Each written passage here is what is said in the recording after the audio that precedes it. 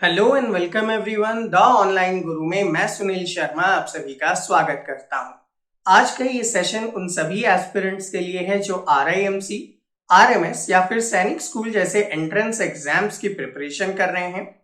आपके entrance exam में general knowledge के सेगमेंट में करंट अफेयर्स रिलेटेड क्वेश्चंस पूछे जाते हैं। तो आज इस सेशन में हम 16 से लेकर 30 जून 2023 से रिलेटेड इंपॉर्टेंट करंट अफेयर्स को कवर करेंगे और ऐसे ही रेगुलर अपडेट्स हम आपके लिए लेकर आते हैं। इन सभी को देखने के लिए चैनल को सब्सक्राइब कर बेल आइकन प्रेस करना ना भूलिएगा। तो सबसे पहले न्यूज की बात करें तो आप सभी ने न्यूज में देखा कि प्राइम मिनिस्टर नरेंद्र मोदी को यूएसए के विजिट पे बुलाया गया था। अब प्राइम मिनिस्टर नरेंद्र मोदी जब यूएसए के विजिट पर गए हुए थे तो उस समय इन्होंने क्या किया, एक एग्रीमेंट किया। ये एग्रीमेंट था कि इंडिया परचेज करने वाला है 30 MQ-9B प्रेडेटर ड्रोन्स को, और ये ड्रोन्स हम परचेज करेंगे कहां से? यूएसए की एक कंपनी है जिसका नाम है जनरल एटॉमिक्स। तो जनरल एटॉमिक्स से इंडिया 30 ड्रोन्स को परचेज करेगा। अब ऐसा तो है नहीं कि प्राइम मिनिस्टर जाएं और डायरेक्ट अप्रूवल कर दें। इसके लिए जब भी आप डिफेंस रिलेटेड कोई भी चीजें परचेज करते हैं तो एक काउंसिल है जिसका नाम है डिफेंस एक्विजिशन काउंसिल, और डिफेंस एक्विजिशन काउंसिल के एग्रीमेंट के बाद ही, अप्रूवल के बाद ही आप एग्रीमेंट कर सकते हैं। तो यहाँ पे डिफेंस एक्विजिशन काउंसिल के जो हेड हैं हमारे डिफेंस मिनिस्टर राजनाथ सिंह जी, उनके अप्रूवल के बाद इस टाइप का एग्रीमेंट वहां पे किया गया है। ये जो ड्रोन्स होंगे ये दो वैरायटी में होंगे। पहली वैरायटी है इसका स्काई गार्डियन और दूसरी वैरायटी है सी गार्डियन। ये दोनों ही हमें क्या करेगा, हेल्प करेगा हमारे नॉर्मली जो बॉर्डरिंग रीजन्स है वहां पे सर्विलेंस एक्टिविटी करने में। तो याद रखना है 30 MQ-9B प्रेडेटर ड्रोन्स कहां से परचेज कर रहे हैं हम? यूएसए से परचेज कर रहे हैं। बनाने वाले का नाम है जनरल एटॉमिक्स। इसके बाद आपने न्यूज में सुना था कि prime minister Narendra Modi USA की विजिट के बाद पहुंचे थे इजिप्ट में, और जैसे ही ये इजिप्ट पहुंचते हैं तो इजिप्ट के जो प्रेसिडेंट हैं जिनका नाम है अब्दुल फतेह अल सीसी, इनके बारे में प्रीवियस टाइम्स में भी अपने करंट अफेयर्स में पढ़ा है। एंड उस टाइम पे मैंने आपको बताया था कि इन्हें रिपब्लिक डे में इंडिया पे चीफ गेस्ट के रूप में बुलाया गया था। आपसे क्वेश्चन पूछता हूं, नीचे कमेंट करके बताइए ईयर कौन सा था जब इन्हें रिपब्लिक डे का चीफ गेस्ट बनाया गया था। तो वहां पे इन्होंने क्या किया, इनके यहाँ का जो हाईएस्ट अवार्ड है जिसका नाम है ऑर्डर ऑफ द नाइल, जैसे इंडिया में हाईएस्ट सिविलियन ऑर्डर्स होते हैं वैसे ही इजिप्ट का जो हाईएस्ट ऑर्डर था ऑर्डर ऑफ द नाइल, वो प्राइम मिनिस्टर नरेंद्र मोदी को अवार्ड किया गया। और इसी के साथ ये प्राइम मिनिस्टर नरेंद्र मोदी का 13th इंटरनेशनल अवार्ड था, यानी कि 13 राष्ट्र से उनके हाईएस्ट अवार्ड लेना अपने आप में बहुत बड़ी उपलब्धि होती है। यहाँ पे साथ में ये भी बात करें कि इस अवार्ड को कब बनाया गया, तो 1915 में सुल्तान हुसैन कमाल इजिप्ट ने इस अवार्ड को बनाया था। उस टाइम पे इजिप्ट जो था वो एक मोनार्क था, लेकिन जब 1953 में इजिप्ट जो था वो मोनार्क से फ्री हुआ तो उस समय इसे वहां का हाईएस्ट ऑर्डर के रूप में सिलेक्ट किया गया। जब प्राइम मिनिस्टर मोदी इजिप्ट के विजिट पे थे उस समय उन्होंने द हेलीपोलिस, जिसे कि पोर्ट ट्वीफिक भी कहा जाता है, उस मेमोरियल पे जो कि इजिप्ट के कायरो में है, वहां पे इंडियन सोल्जर्स को उनके वैलोर और उनके सैक्रिफाइस को होमेज किया, उन्हें श्रद्धांजलि दी। अब आप कहेंगे इजिप्ट के अंदर इंडियन सोल्जर्स के लिए यहाँ पे ये प्रोग्राम किया गया, तो भाई इजिप्ट के लिए इंडियन सोल्जर्स लड़ने कब गए? तो देखो वर्ल्ड वॉर 1 का टाइम था, उस टाइम पे इंडिया की तरफ से कुछ सोल्जर्स इजिप्ट पैलेस्टाइन वॉर चल रहा था वहां पे गए थे वॉर के लिए, एंड उसमें लगभग 3727 सोल्जर्स एंड सर्वर्स जो थे उनकी डेथ हुई थी। तो उनके होम ग्रेव्स यहाँ पे बनाए गए और उन ग्रेव्स पे यहाँ पे श्रद्धांजलि देने का काम किया है। तो याद रखेंगे वर्ल्ड वॉर 1 के टाइम इजिप्ट पैलेस्टाइन वॉर हुआ था जिसे बैटल ऑफ हाइफा भी कहा जाता है। वहां पे एक मेमोरियल बना है इंडियन सोल्जर्स के सैक्रिफाइस को, उनके वेलॉर को सेलिब्रेट करने के लिए, होमेज करने के लिए, उस पे प्राइम मिनिस्टर नरेंद्र मोदी ने अपने श्रद्धा सुमन अर्पित किए। ऐसे ही कुछ इंपॉर्टेंट करंट अफेयर्स को हम आगे कंटिन्यू रखेंगे, बट उसके पहले आपसे इंफॉर्मेशन शेयर करना चाहूंगा। हमारी तरफ से RIMC RMS सैनिक स्कूल जवाहर नवोदय विद्यालय जैसे एंट्रेंस एग्जाम्स के लिए ऑनलाइन क्लासेस अवेलेबल किए जाते हैं। एंड अगर आप हमारे साथ जुड़कर ऑनलाइन क्लासेस के थ्रू प्रिपेयर करना चाहते हैं तो नंबर आपके स्क्रीन पर दिए गए हैं 7737653468। इस पे आप इजीली कांटेक्ट कर सकते हैं। तो चलिए आज के सेशन को आगे बढ़ाते हैं।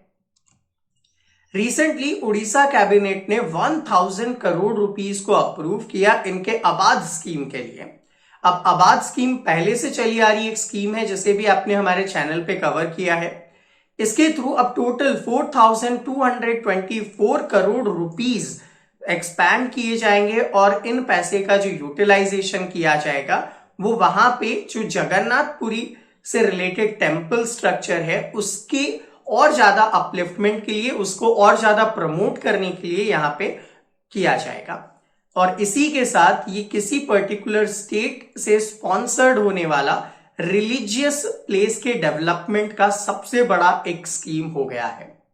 यहां पे आपसे मैं एक क्वेश्चन पूछना चाहूंगा, जो उड़ीसा के अंदर जगन्नाथपुरी है वहां पे किन गॉड एंड गॉडेसेस की जो आइडल्स हैं वर्शिप की जाती है, वो आप नीचे कमेंट सेक्शन में बताएं।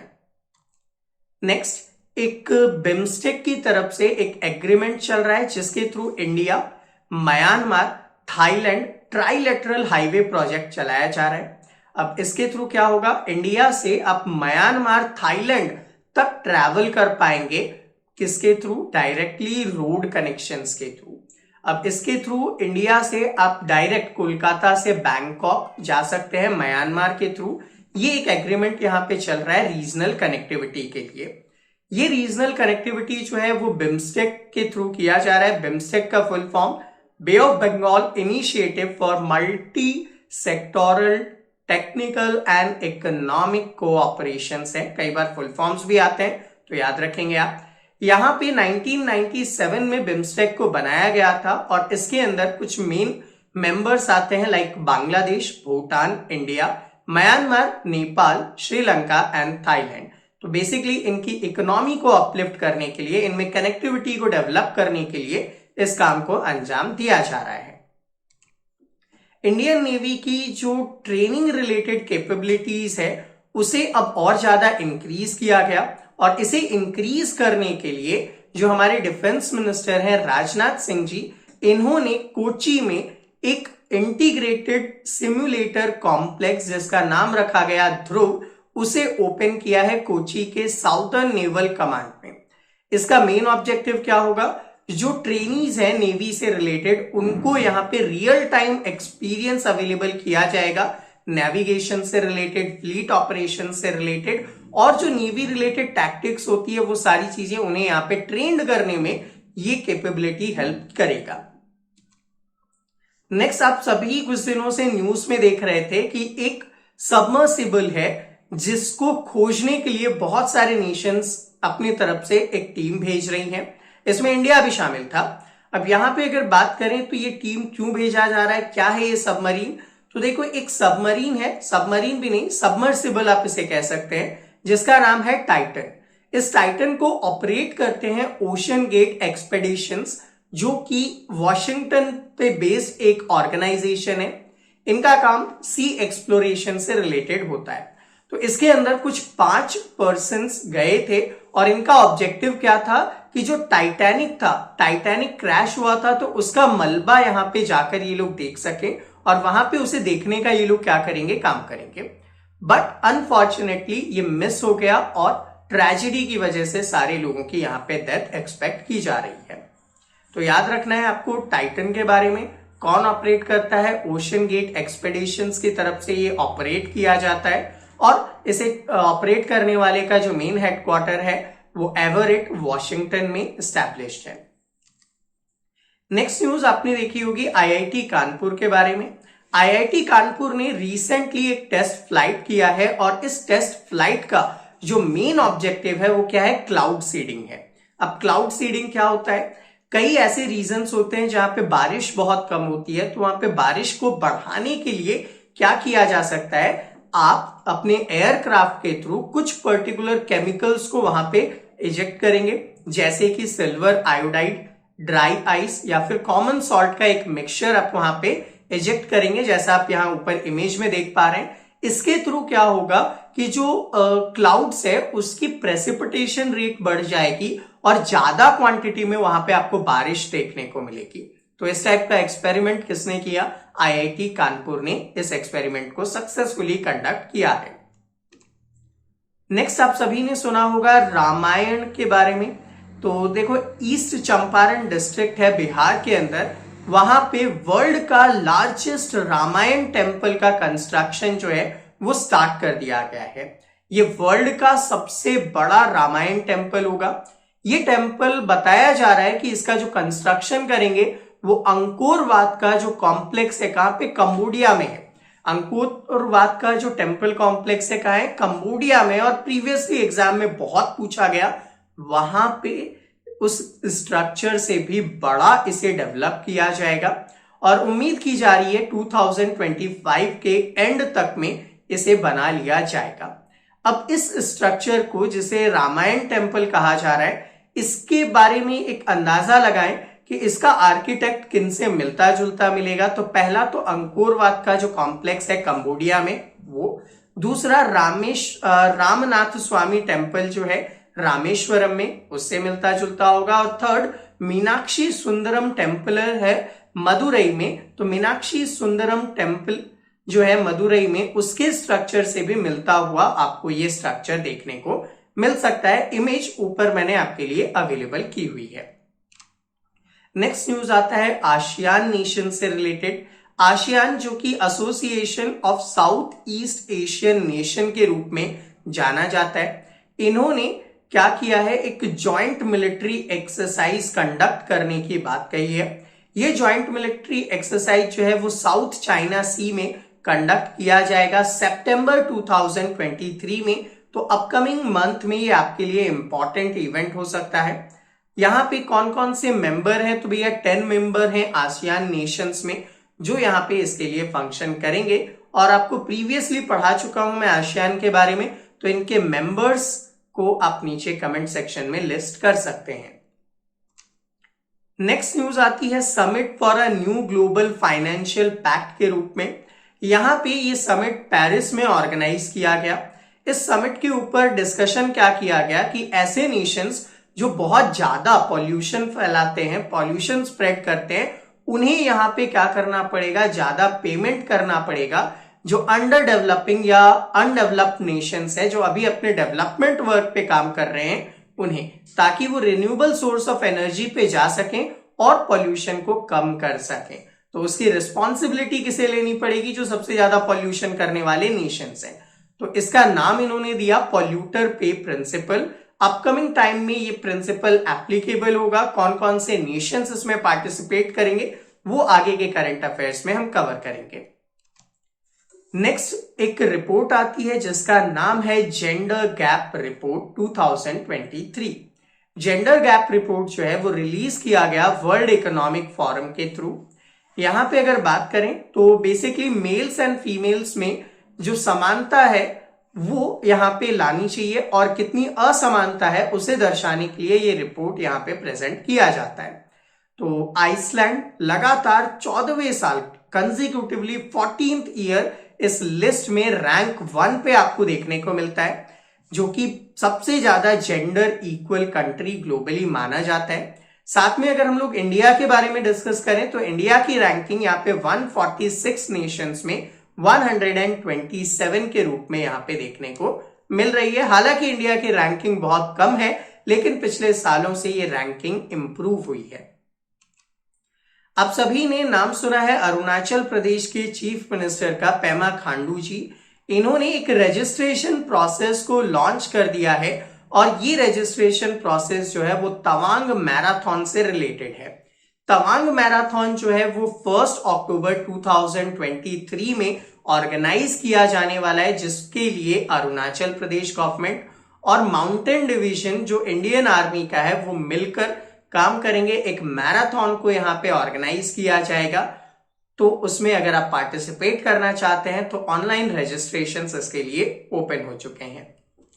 नेक्स्ट न्यूज आती है इंडियन फेंचर भवानी देवी से related. Bhavani Devi first ever person बन चुकी हैं जिन्होंने एशियन फेंसिंग चैंपियनशिप में एक अवार्ड जीता है और इन्होंने ना ब्रॉन्ज मेडल जीता है। इनका सेमीफाइनल जो था वो जैनाब देबकोवा के साथ हुआ था जो कि उज्बेकिस्तान की हैं, बट वहां पे ये बहुत ही क्लोज फाइट से हार गई थी। 14-15 से इन्हें डिफीट करना पड़ा, जिस वजह से इन्हें यहाँ पे ब्रॉन्ज मेडल मिला। अदरवाइज अगर ये जीतती तो ये सिल्वर मेडल में कन्वर्ट हो सकता था। तो याद रखेंगे फर्स्ट फीमेल फेंचर है भवानी देवी जिन्होंने एशियन फेंसिंग चैंपियनशिप में ब्रॉन्ज मेडल हासिल किया है। नेक्स्ट सलमान रुश्दी को आप सभी जानते हैं, इनके बारे में आपने सुना भी होगा। ये एक रिनोन्ड ब्रिटिश अमेरिकन ऑथर हैं जिन्हें अभी जर्मन पीस प्राइज से नवाजा गया है। यहाँ पे जर्मन बुक ट्रेड की तरफ से जो ज्यूरी है उन्होंने कहा कि रुश्दी जो थे वो एक पैशनेट डिफेंडर थे freedom of thoughts and expression को लेकर, जिस वजह से उन्हें जर्मन पीस प्राइज अवेलेबल किया गया।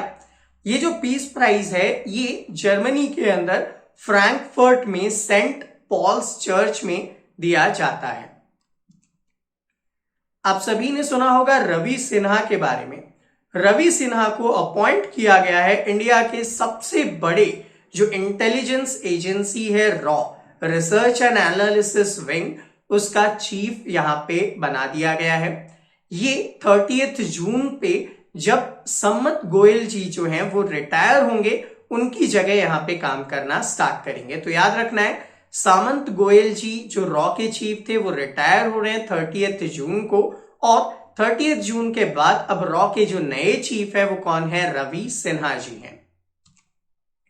नेक्स्ट एक डिफेंस रिलेटेड एक्सरसाइज है जिसका नाम है खान क्वेस्ट 2023। खान क्वेस्ट 2023 एक multinational peace keeping joint exercise है जो मंगोलिया में ऑर्गेनाइज किया गया। मंगोलिया के जो प्रेसिडेंट हैं उखानगिंग कुर्लेस्कुक, उन्होंने इस एक्सरसाइज को इनॉग्रेट किया है। यहां पे मंगोलियन आर्म्ड फोर्स के साथ साथ यूनाइटेड स्टेट्स की जो आर्मी पैसिफिक कमांड है जो बेसिकली पीस कीपिंग वर्क के लिए जाने जाते हैं वो यहां पे पार्टिसिपेट कर रहे हैं। इंडिया को रिप्रेजेंट करने के लिए गढ़वाल राइफल्स ने इसमें हिस्सा लिया था। तो याद रखेंगे एक multinational peace keeping joint exercise है जिसमें बहुत सारे नेशंस शामिल हैं, उनमें इंडिया भी शामिल है। गढ़वाल राइफल्स ने यहाँ पे इंडिया को रिप्रेजेंट करने का काम किया है और ये एक्सरसाइज मंगोलिया में ऑर्गेनाइज किया गया। नेक्स्ट न्यूज आती है गीता प्रेस गोरखपुर से रिलेटेड। मिनिस्ट्री ऑफ कल्चर ने यहाँ पे Gandhi peace prize for the year 2021 announce किया है और 2021 के जो गांधी पीस प्राइज हैं उसके लिए गीता प्रेस गोरखपुर को सिलेक्ट किया गया। अब यहाँ पे गीता प्रेस गोरखपुर जो है वो 1923 में स्टैब्लिश किया गया था। वर्ल्ड का लार्जेस्ट पब्लिशर है जो Gandhian principles and religious books के प्रिंटिंग एंड पब्लिशिंग का काम करता है। अराउंड 417 मिलियन बुक्स को इन्होंने 14 डिफरेंट लैंग्वेजेस में प्रिंट किया है और इवन 162 मिलियन कॉपी जो भगवत गीता की है वो भी इन्होंने प्रिंट करने का काम किया है। न्यूज में आने का मेन रीजन था कि जब इन्हें अनाउंस किया गया कि गांधी पीस प्राइज दिया जाएगा तो इन्होंने सिर्फ एक शर्त रखी और वो शर्त क्या थी कि हम सिर्फ प्राइज का मोमेंटो लेंगे। प्राइज में जो 1 करोड़ रुपीस अवेलेबल की जाती है वो कैश प्राइज ये नहीं लेना चाहते।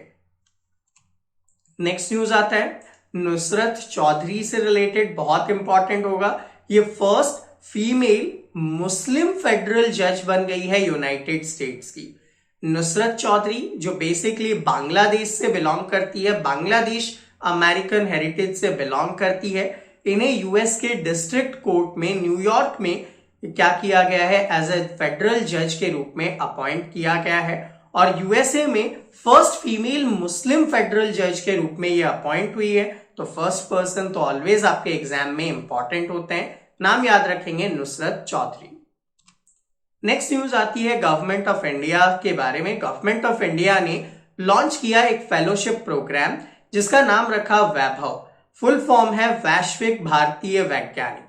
इसके थ्रू क्या किया जा रहा है, जो इंडियन डायस्पोरा है, मतलब ऐसे इंडियन ओरिजिन पर्सन जो इंडिया में नहीं बाकी अदर नेशंस में काम कर रहे हैं साइंस एंड रिसर्च से रिलेटेड, उनमें से 75% को सिलेक्ट किया जाएगा और उन्हें इंडिया में अपॉर्चुनिटी दी जाएगी रिसर्च वर्क के लिए, ताकि वो इंडिया में रिसर्च वर्क को डेवलप कर सके। इस प्रोजेक्ट के लिए फंडिंग अवेलेबल करवाएगा ministry of science and technology. Next news आती है इंडिया की तरफ से ये डिसाइड किया गया कि हम 2025 का international institute of administrative science का जो कॉन्फ्रेंस है वो इंडिया में होस्ट करने वाले हैं। इसका जो इंस्टीट्यूशन है IIAS, इसका हेडक्वार्टर बेल्जियम के ब्रुसेल्स में है और ये एडमिनिस्ट्रेटिव फंक्शंस को आसान करने के लिए फंक्शन करता है। इंडिया जब 2025 में इसे ऑर्गेनाइज करेगा तो हमने थीम रखा है next generation administrative reform empowering the citizen and reaching the last mile. Starting का जो हाफ है नेक्स्ट जनरेशन एडमिनिस्ट्रेटिव रिफॉर्म्स, वो भी अगर आप याद रखेंगे तो ऑप्शन से इजीली टिक कर पाएंगे। सो स्टूडेंट, ये था हमारा आज का सेशन। आई होप आप सभी को इजीली समझ में आया हो। फिर भी अगर कोई डाउट या कोई क्वेरी है तो आप नीचे कमेंट सेक्शन में कमेंट कर सकते हैं। विद इन 24 आवर्स आपके सभी डाउट, सभी क्वेरीज को रिजॉल्व किया जाएगा। और ऐसे ही अपकमिंग सेशंस देखने के लिए चैनल को सब्सक्राइब करें, नोटिफिकेशन बेल आइकन को प्रेस करना ना भूलिएगा, ताकि आपको टाइमली हमारे सभी वीडियोस के नोटिफिकेशन मिल सकें। और इसी के साथ इस वीडियो को ज्यादा से ज्यादा एस्पिरेंट्स के साथ शेयर कीजिए, क्योंकि नॉलेज शेयर करने से ही स्प्रेड होती है। तो मिलते हैं आपसे अगले सेशन में, तब तक के लिए जय हिंद।